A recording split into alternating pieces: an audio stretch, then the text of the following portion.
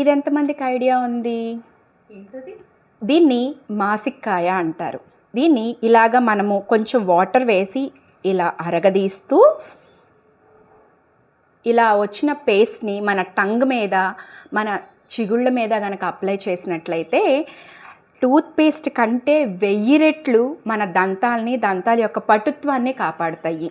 Brush గురించి మాట్లాడుకుందాము. మీ బ్రష్లో ఉన్న బ్రిసిల్స్ ప్లాస్టిక్. ఒకసారి మనం ఆలోచిస్తే మైక్రో ప్లాస్టిక్ కూడా క్యాన్సర్ కాజింగే. సో పేస్ట్ లేకుండా బ్రష్ చేయడానికి ట్రై చేయండి ఉట్టి బ్రష్ తోటి. లేదు ఇది కూడా కాదు అని అంటే చక్కగా మన వేప పుల్ల, గానుగు పుల్ల వీటిని తీసుకొని మిస్వాక్ అనే ఒక దీంతోటి కూడా మనకి మార్కెట్లో స్టిక్స్ దొరుకుతున్నాయి.